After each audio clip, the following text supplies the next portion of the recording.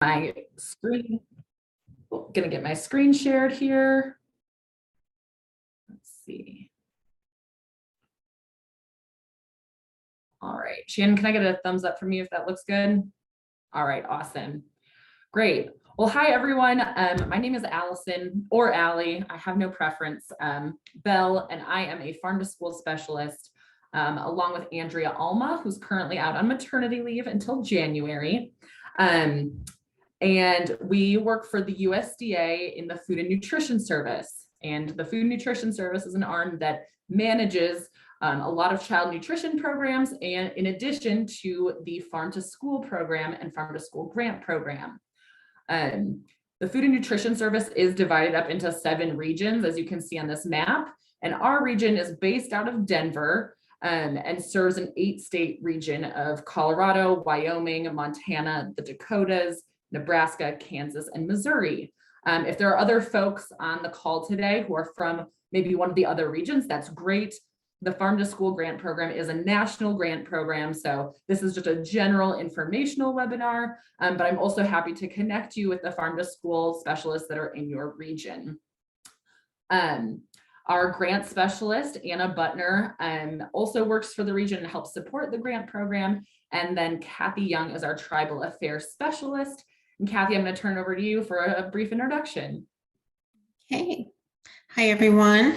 I, as a Tribal Affairs Specialist in the Mountain Plains region, my key duties are to work across programs in the region to make sure that our programs are meeting the needs of the tribal constituents that they're intended to. And I also work across between the region and the national office and the USDA Office of Tribal Relations. And so among all those areas, we coordinate the tribal affairs work within our agency. Allison? All right, thanks, Kathy. All right. So we have an hour together, a little less than an hour. So we're going to kind of move quickly through all of this material. I will caveat that with saying that last week on November 8th and 9th, our national office did 2 webinars kind of about this grant program and really went into some of the nitty gritty.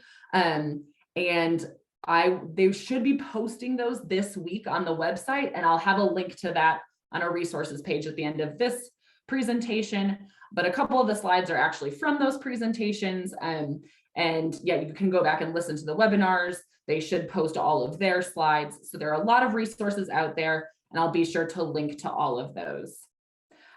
So with that, we'll get started. Please use that Q&A function. If I can't get to it during our live as we're going, hopefully at the end there will be time, and we'll definitely make sure, even if there isn't time, I'll be sure that all your questions get answered afterwards. Let's see here. All right. So a couple of notes today as we get started. I'm going to use the acronym RFA a lot. That just means a request for applications. And that's kind of the big document that outlines everything about the Farm to School grant and contains all the information about eligibility and criteria and what's required. So I'll be saying RFA a couple of times, and that just is referring to this big document. So in getting started, kind of what is Farm to School? That's kind of a vague term that is defined a lot of different ways by a lot of different folks, right?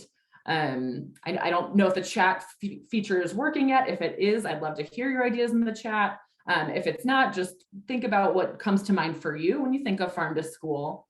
But Farm to School, most importantly at the USDA level, is not an actual program that you need to sign up for or that a school can opt into. Farm to School is more of an idea, it's a framework, it's a strategy, but it's not something that you need to, do paperwork to sign up to be a part of Farm to School. That's not how Farm to School works. It's more this idea of getting our local communities and local foods into feeding programs. So on the screen, you'll kind of see that inner circle of cafeteria classroom community. And that's an idea that came from the National Farm to School Network that USDA also kind of prescribes to, that farm to school has a lot of different aspects that can be incorporated in these 3 places and beyond. But, you know, it's not just one thing. It's not just one activity. If your school, for example, has a school garden, that's great. You're doing farm to school. If your school cafeteria uses local corn in their school lunch program, you're doing farm to school. If a teacher is teaching about maybe the 3 sisters, that's farm to school. You know, farm to school has a lot of different definitions, and it looks different in every community. So just something I want you to keep in mind as we go throughout this today, and as you think about maybe the projects in your community that would be a good fit for the farm to school grant program. But school, it should also be noted, we say farm to school, but really a school could be any sort of institution. Maybe, for instance, if you have a community center that serves the summer food service program, you can be doing farm to school there. But school isn't necessarily the only place where farm to school can be happening. And in fact, a majority of our applicants and grantees for the farm to school grant program are not coming from schools. They're coming from nonprofits, or they're coming from tribal organizations, or they're coming from state agencies. So farm to school happens at a lot of different levels too. And, you know, as I've been saying, just as each community is unique, each farm to school program is unique, and it's reflective of that community's values. Perhaps in Indian country, farm to school programs might support efforts to incorporate traditional food in school meals, maybe build native food systems, advance food sovereignty efforts, teach traditional culinary techniques or language and gardening practices. So there's a lot of different ways that farm to school looks. This number is a little bit outdated, but from fiscal years 13 through 20, the Food Nutrition Service awarded 40 farm to school grants to tribes or to projects to create resources specifically for tribal and native communities. And through those projects, that added up to almost $3 million. But fiscal years 21 and 22 saw even more tribal related projects. So that is definitely growing, and that's really great to see. Oh, just some more photos. So what is the purpose of the USDA Farm to School grant? Really, it's designed to increase the availability of local foods in schools. And these grants can help new farm to school programs get started or expand existing efforts.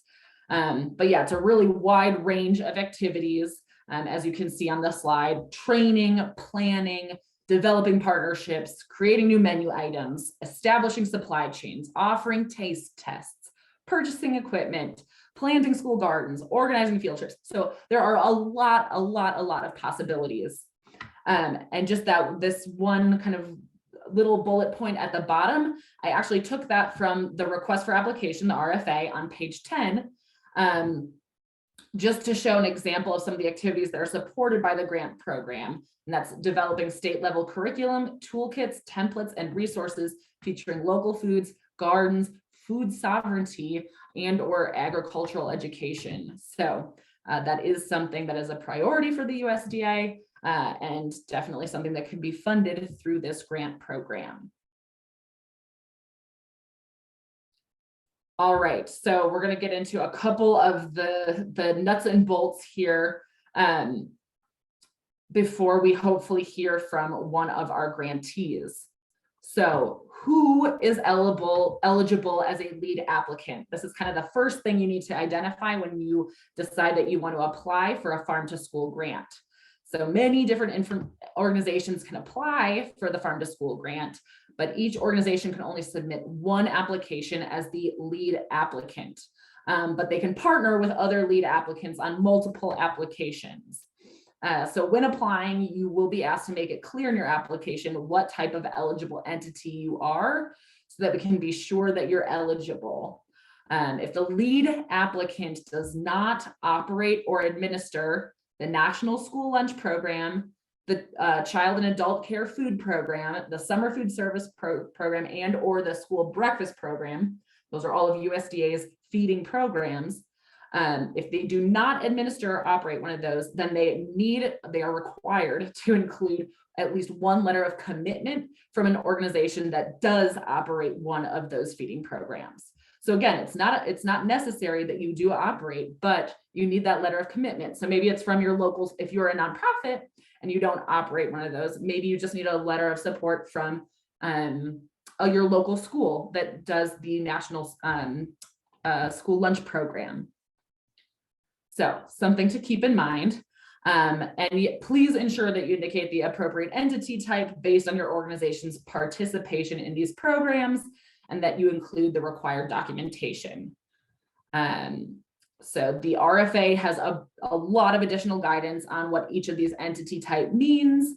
I think there's a whole section on there that I'll show you later, but eligibility is kind of the first big question that you need to answer when you decide to apply. Let's see.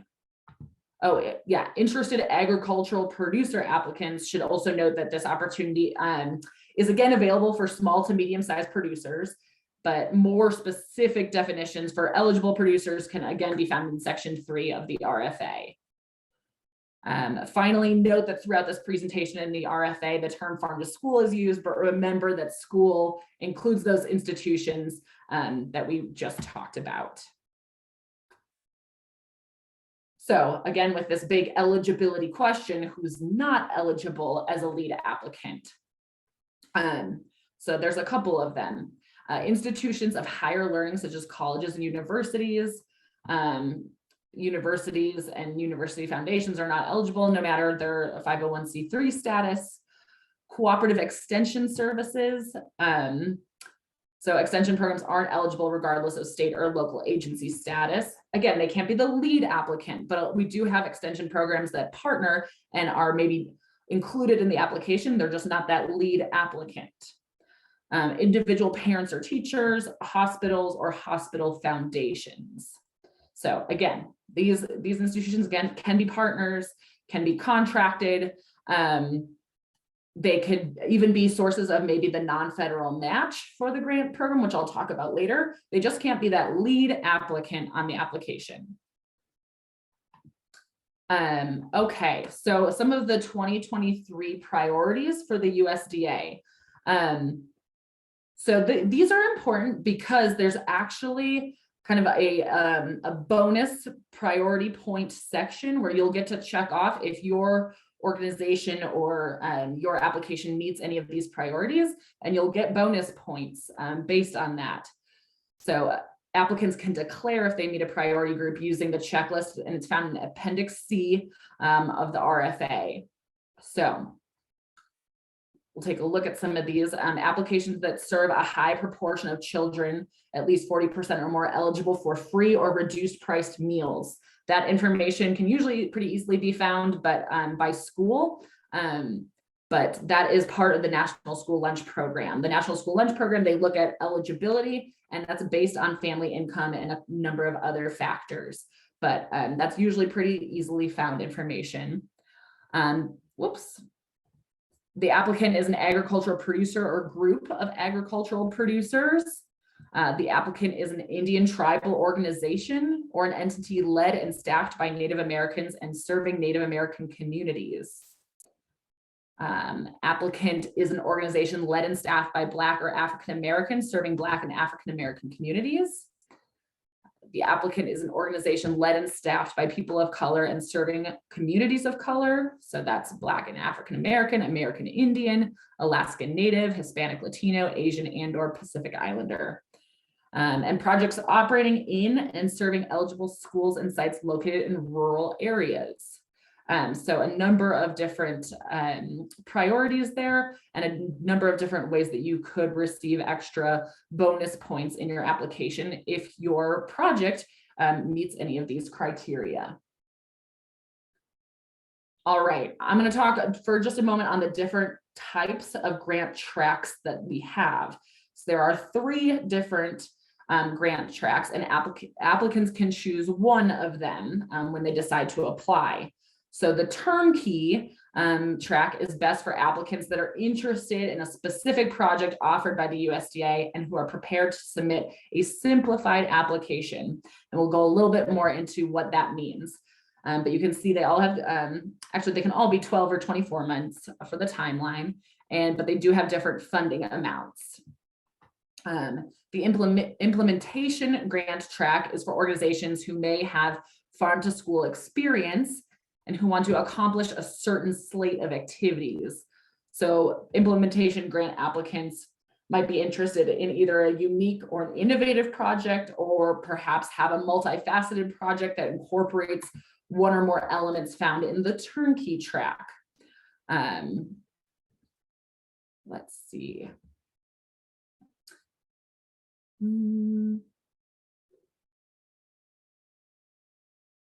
Sorry, I just lost my place. Okay, so let's see.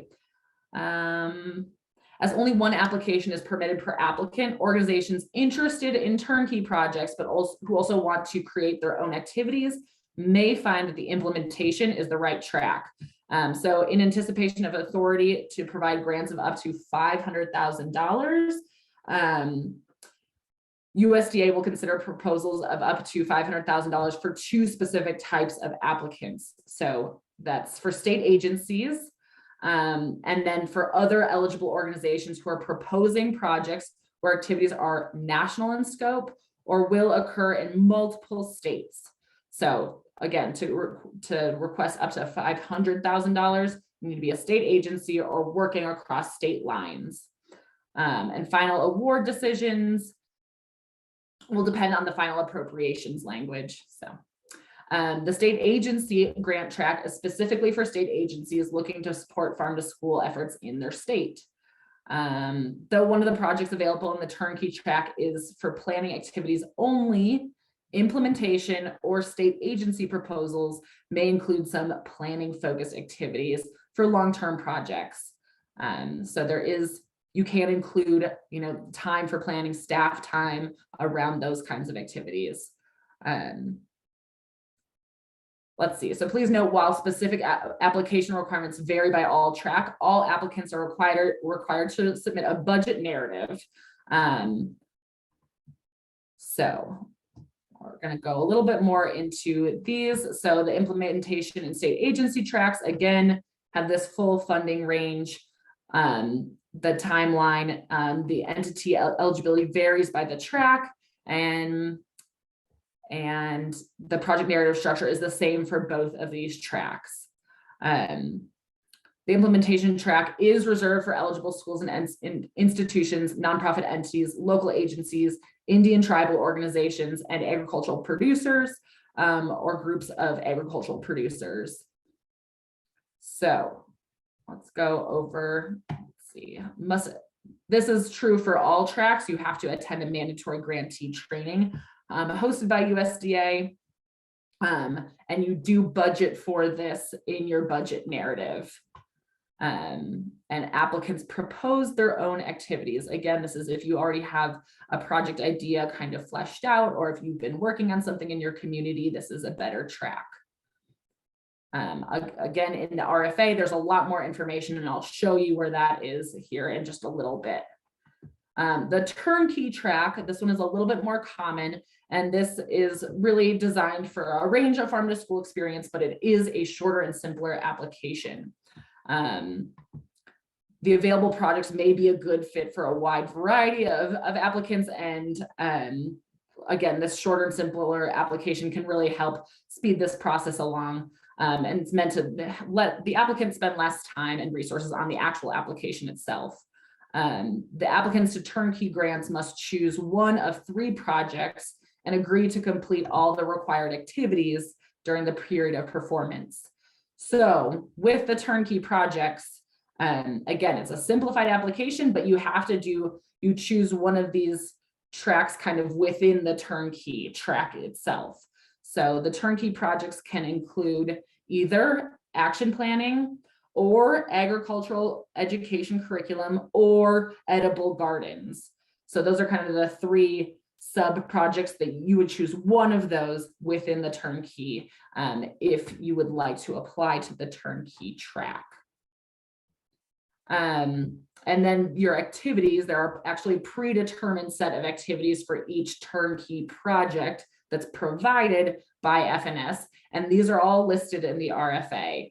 And you don't add or remove any of the activities, they're just, those are set, and they're vague so that there is, you know, again, each community, it will look different, but there are kind of general activities that are required. All right. Shannon, is Sharei here?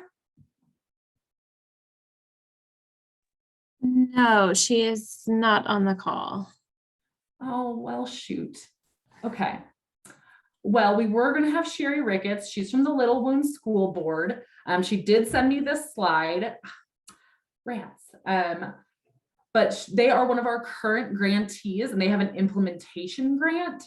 So she made this whole slide about what they're doing. So we can take a look at this, but maybe I'll follow up with her and maybe see if she wants to send out, like if she can maybe write up a little synopsis, or if she's comfortable sharing her contact information.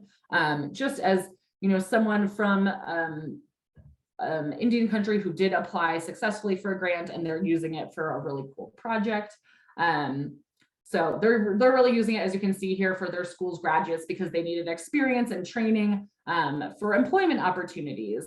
So really trying to create more opportunities for folks. And on Pine Ridge, agriculture is their largest source of employment. So that's the Farm to School grant was a great fit for this. So their approach was to create a system of interconnected approaches to promote agricultural education for students and to prepare them for study and professional life. They launched an Ag Academy for specialized learning for students, which is really neat, and professional development for teachers to support the students in this new program. A lot of collaboration to promote local procurement and local buying of food. So they're doing a lot of really neat things. I will show you on our website where you can find more tribal projects that have been awarded in the past. But I'll follow up with Sharei and see if she would be willing to share her contact information, or if she can provide a little bit more on how the process actually was for them. It can be a long process, but again, it's a really great source of funding, to get your projects off the ground. So we'll move into a little bit more of how to actually apply, and we'll take a look at some of the resources that I've been talking about. So again, some of this is going to be a little bit technical. And the webinars, our national office did do webinars that went through all of this step by step, and those will be posted. And you know what, I'm actually going to maybe show that right now. Let's see here. All right, so I will send this maybe in the chat here in just a minute. I have it posted on our last page too, but this is a really great web page that's on our website. So this is resources for farm to school grant program applicants. So there's a lot of information here on getting started. There's preparing your grant application. So some of those more technical things, we've got a lot there. This is where the webinars, right now that's just a registration link that is no longer good, but this is where the webinars will be posted, hopefully this week. So you'll be able to access the webinars and watch them. You should also be able to see all of the slides, which will kind of go step by step, and are really helpful, I think, to have those up when you're actually doing your application, and then some application materials. So a lot of really helpful things there. And then we'll actually go over here to the grants.gov. This is where the application lives and the RFA. So when you go to the grants.gov, it will take you to this page from the link that I'm going to send you. It'll take you to this page, and if you go over to related documents, you'll be able to find here, there's a lot here, and a lot of this is actually depending on when it comes time to apply, which track are you doing. But the two biggest things here for now are both the RFA itself and the frequently asked questions. So let's see here. So this is the RFA itself. It is a behemoth. I will not lie to you. The government is not great at concise brevity. And you know, a lot of this is really, really good information, but a couple things to know when you're looking at this, there is an application checklist that has links within the document, which is really helpful. So like we talked about at the very beginning, being sure that you're eligible to apply for a grant. So section 3 is all about eligible applicants.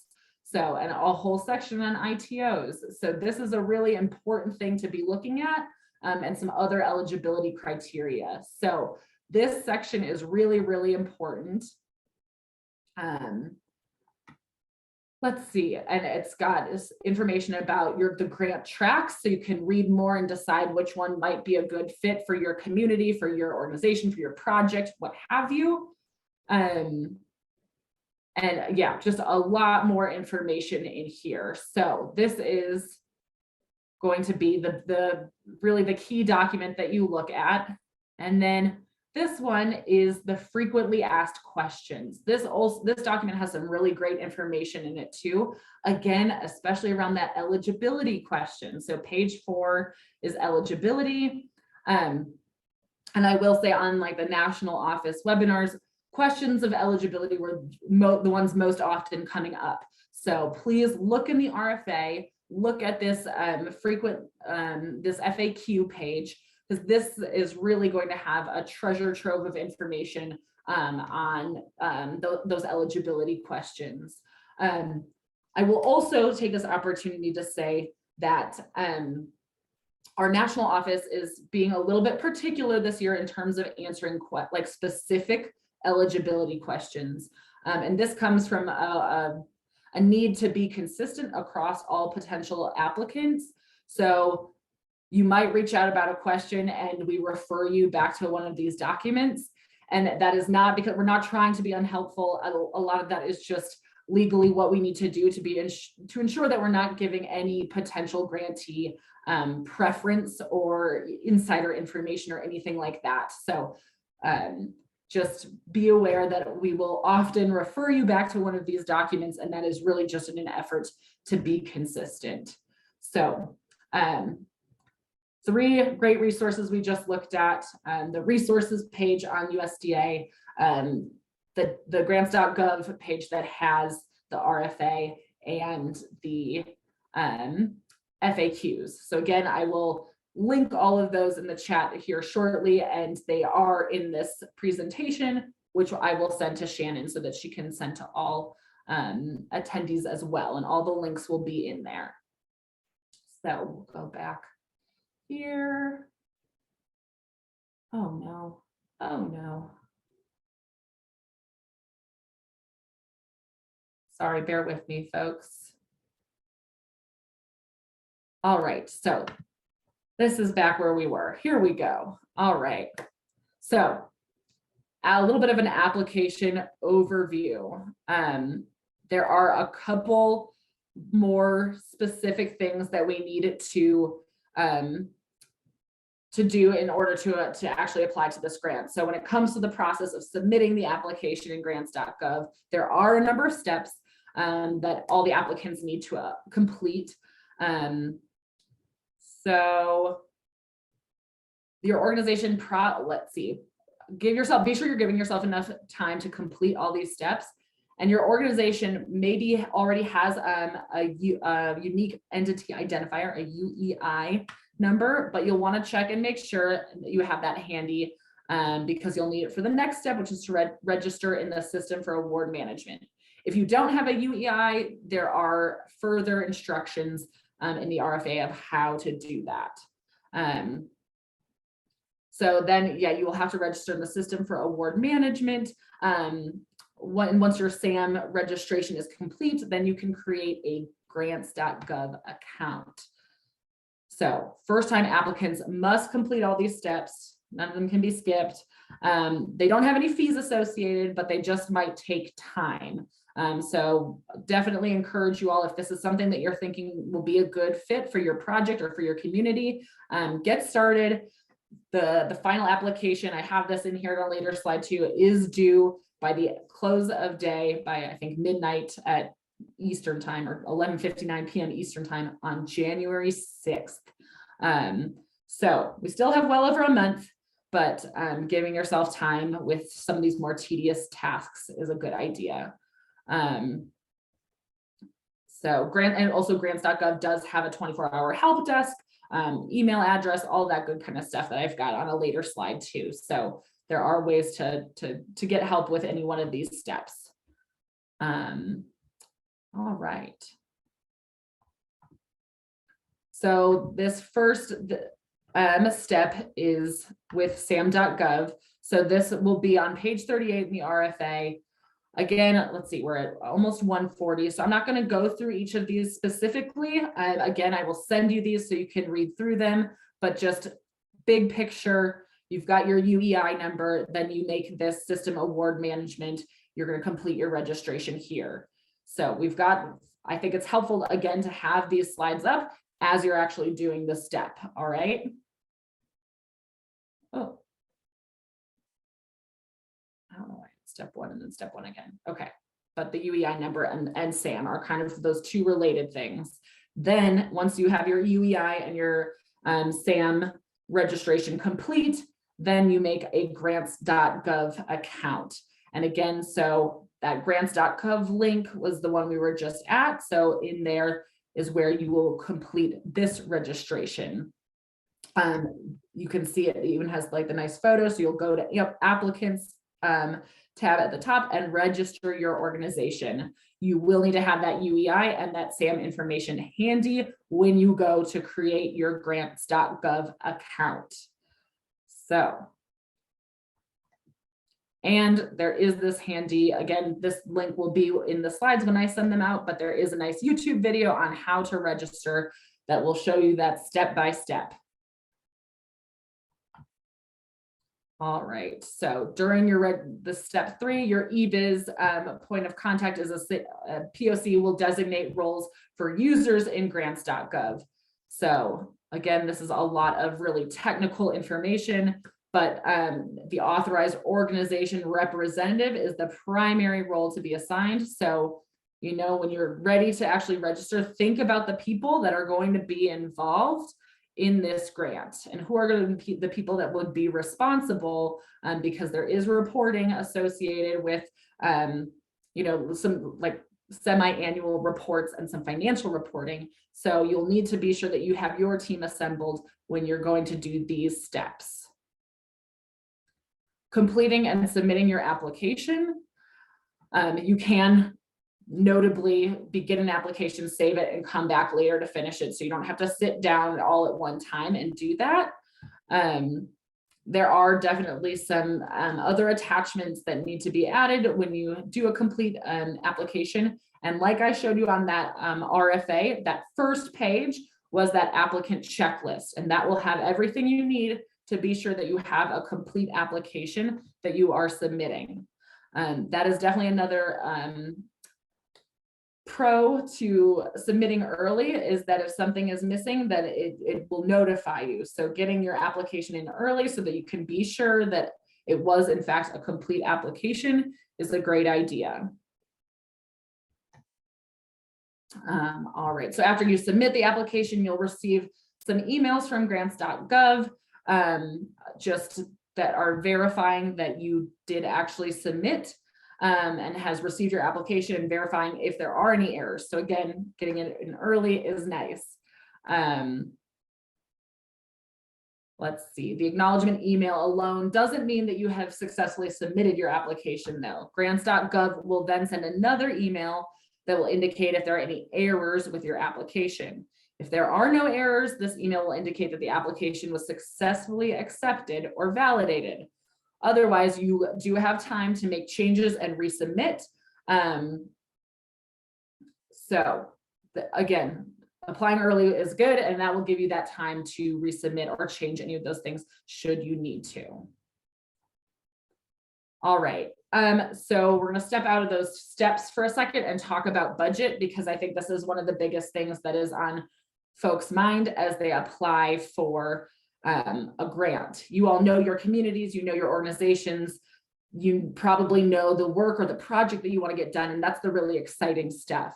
But budget is really where it gets kind of technical. You know, with the government, you have to be sure that you account for everything. So I'm going to go through a couple of key points here related to the budget. All grant costs, this is kind of the government language here, but reasonable, allocable, necessary.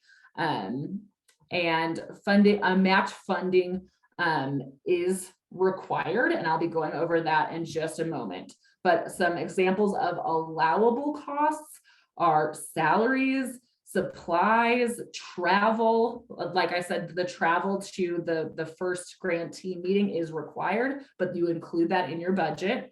Rental fees for building usage. So there's a lot of things that are allowable. But then some examples of unallowable costs. Your organization cannot buy a vehicle. You can do no permanent construction. You cannot buy land, or you cannot pay host agency contributions for AmeriCorps. AmeriCorps is also part of the government and is receiving federal funds. So you can't double dip with the federal funds and use the farm to school grant to pay them, since they are already receiving federal funds. Extensive food costs that are greater than 10% of the federal share, or medical equipment. Again, there's more in the RFA for really specific things around what is allowable and unallowable. Pardon me, my cat needs to be let in. It's cold in Denver today. All right, and then so the budget continued. So your budget is going to be your federal funds plus your non-federal match, which I just alluded to. So the two of those together will create your total project cost. This is a little premature. We've got our sample match there, so I'm not going to go over that on this page. I'm going to do that on the next one, because this one I think is a little bit clearer. So the federal portion of your total cost, or your total project budget, can only be 75%. You need to have at least a 25% match of the total project cost, and those need to come from non-federal sources. So you will need to include a description in the budget narrative and identify the entity who will be providing the support. And we do have a match calculator tool that is also on that grants.gov page and on our USDA kind of grant resources page, which was the first one I showed. So again, 75% is the total project cost from federal funds, and then 25% needs to be that match. So that's just an example calculation there. Right, for this particular example, they have a match amount of $25,000, and the grant request from the federal government was $65,000 for a total of 90. So their match percent was 28%, a little bit more than that required 25, and the USDA percent was 72, a little bit below the upper threshold of 75. So that is good to go. But what can be matching funds? You know, a lot of organizations, especially if you're in small nonprofit, are worried about this. So a matching fund can be cash, like salary paid to an employee of the partner organization for project-related activities.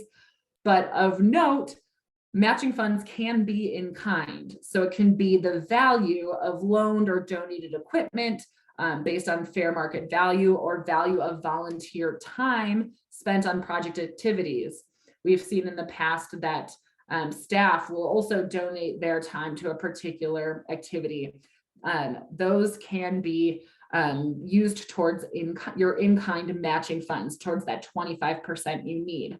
And hourly wages, if you're calculating for volunteer time, should be based on current wage rates in your community. So being sure that you have the documentation of all matching funds, time sheets of volunteer hours worked or staff hours worked if they're donating their time, documentation of the value of loaned or donated equipment, maybe donated seeds or donated shovels. And though you can do that through invoices or property records, etc. So a lot of different ways that we've seen organizations reach that 25% of matching funds. It can also be another grant from another organization that maybe you won. So a lot of opportunity there. All right, so this was from our grant officers in DC. A couple tips that SAM and the grants.gov have helplines. They have email addresses. They have chat functions. Utilize those. Those folks that work there are there to help you. They are there to support you. So please, please, please use the resources that are at your disposal. It can be a complicated process, but it is, again, a really great opportunity to get a big chunk of funding for the great projects that you might have in your community. And then just some other hot tips, follow the rules regarding naming conventions. You know, there's a lot of little stuff like that in the RFA. And if you can, submit that application 2 weeks early before the January 6th deadline, just because that will give you time if there's something that you need to update, if you need to fix, you have the time to do that. All right, so a couple of resources here. When I close this out, I will actually finally put those in the chat. I know that I've been avoiding that, I'm sorry, but I will put those in the chat. And again, I'll send out these slides to Shannon and all of these links will be in there. So that will be great. If you want to, this is our newsletter, the Dirt, that comes from the national office. And there will be a link in there to subscribe if you want. Before we close out here, I do have one other web page I want to show you, but with questions, I'll take some now, and if I can answer them, great. And if I can't answer them, we have this inbox where any questions, like specific questions about the RFA especially, can go to this inbox here, that sm.fn farm2school@USDA, and you can CC me, Allison Bell, or allison.bell@usda.gov. CC me, just so that I can advocate for your question to be answered in an acceptable timeline. So again, all of this will be in the slides I send out, but I'm going to, let's see, one other page I wanted to show you all here. All right, so this is our grant awards announcements page. So from every year that the Farm to School grant has been a thing, there have been a press release and a list of awardees every year. So you can go back through every year, especially this list of awardees will talk about every single organization or school or state agency that we awarded, how much money they got, and a brief synopsis of their project. So we'll look here, this was 2022, and it has every state, and that's how it's organized by state, and then in that state, what organizations won awards. So I had pulled up South Dakota. Last year, the Cheyenne River Sioux Tribe got a little over $90,000 for an implementation grant.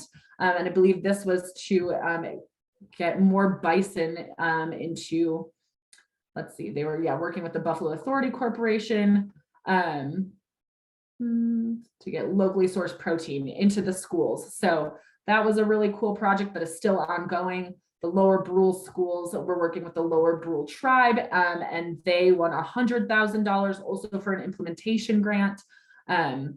So you can go through here and read about all of the projects that won, and that might give you a better idea of, what projects have kind of been swirling around in your community, that, oh, look at, what, got funded in previous years. We can actually maybe think about doing that in our community. So I think that these are really helpful, these past announcements, just to see what was out there, get some ideas, and also amounts that got awarded, and kind of they run the gamut. So I think that that's really helpful to see. All right, I'm going to stop sharing now. I'm going to drop a few links in the chat. And then Shannon, I have not monitored anything in the chat. So if you, I don't know how you want to organize this. If you noticed some questions in the chat, or if folks can come off mute. Yeah, I will give you some time to put those links in the chat. Thank you. And then there's been a lot of introductions in the chat, but I haven't seen any questions. So yes, if you do have questions, the chat is working. Sorry about that at the beginning. If you'd like to ask a question in the chat, please feel free. You can use the Q&A feature at the bottom of the screen if you'd rather do that. Or if your question's a little more lengthy, you can raise your hand or use the raise your hand feature, and I can take you off mute if you'd rather do it that way as well. Also, for all of these links that Allison is putting in the chat, I will be sure to include these in the follow-up email as well. So feel free to check them out now, but I'll include those in the follow-up email so you can have those in one spot as well. And then you can also go back and review this webinar as it will be uploaded on our YouTube page. Wonderful. All right, I think that was most of the links there. That third one down, that's just, it's a PDF. That was the actual RFA. If you go to that second link, the grants.gov, that one will take you to the grant opportunity. And if you go over to the tab that says related documents, that's where you will find the RFA and the FAQs. It was kind of that long list we looked at together, but it just won't let me link that, I think, due to SharePoint or something. I'm not sure. Awesome. Thank you, Allison. Yeah. So I'm not seeing any questions, which sometimes is a great thing. It means you went over everything very well. I know that was a lot of information and it was very helpful and yeah, good information. So I am going to add just one more link to the chat. It's just a quick evaluation feedback form before anyone hops off. If they would like to provide their feedback for this webinar, you can do so at that link. And again, if you have questions, please feel free. I'll drop my contact information in the chat again, but feel free to email me. And even if it's a situation where, like I was talking about, they sometimes want more technical questions routed through that mailbox, I can still route you there. Or if it is something like maybe you just have a project idea and you want to talk with someone who's maybe done a similar project, I can kind of help facilitate that. Again, we know that it can be a bit of an arduous process, but it is an opportunity to really win a lot of money for the great projects that you might have in your community. Yeah, there is one question in the Q&A that kind of goes along with that, Allison. Are there success stories from previous grantees that are accessible? That is a really great question. We definitely feature folks like in the dirt, and we like our newsletter, and we feature them on our website. I'm sure that there is, and I will look into that, and I will put that in. I'll put that in the slides that I sent to you, Shannon. Off the top of my head, we do a lot of like one-off kind of, like press releases, things like that, but I'm sure there's got to be some place where those are housed. So great question. I will look into that and then include that in the slides. Awesome. Yeah, I think there was another one similar to that of just if there's any reports, success stories, or like YouTube videos or anything like that, if there's a centralized location to access them. Yeah, and I know that I've seen countless YouTube videos, but yeah, a centralized location, I'll look into that. This is maybe not quite as, sorry, I'm not very good at multitasking. This resource maybe is not quite as applicable, but every 3 years we do a farm to school census that state agencies, usually the state agency that implements the National School Lunch Program, which usually falls under the Department of Ed. They'll send that out to all schools, and schools will answer what kind of activities they're doing that relate to farm to school. And like I said, that totally runs the gamut too. Maybe one school is just using some local wheat to make their bread, and that's all they're doing, but that's farm to school if that wheat is coming locally. Or maybe there's a school that has their own greenhouse and their own farm, and they're doing lots of things like that. There are so that census kind of houses all that information. It can be kind of cumbersome to look through, but I will still include the link to that. So that is just another resource, but yes, a centralized place for success stories. I will look into that. Awesome. Let's see, we have a couple.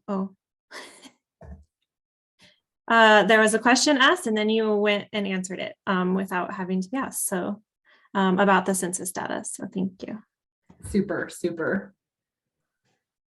Thank you, Carlos. I know it can be, yeah, it's a lot of technical information. I know, and I feel that. So please, again, reach out with questions. And if it's something that I can't answer, I will be sure that you get to the right person who can answer it. Wonderful. Yeah, I'm not seeing any other questions and we are just about at time. So I hope, yeah, all great links in the chat, lots of thank yous. So yes, thank you so much to our presenters, Allison, and thank you, Kathy, for joining us today as well. Please be on the lookout for the follow-up email that we should have that out by the end of this week. That will, again, include all of the links that are in the chat in case you didn't access one of them. So we will have all of this information in the follow-up email and also the link to the recording. So yes, thank you again so much to our presenters and thank you everyone for joining us today for our community health webinar. I'm going to stop recording and I hope you all have a great rest of your week and a great holiday next week. So thank you, Allison and Kathy. Yeah, thank you so much for the opportunity, Shannon. And thank you, everyone. Appreciate it.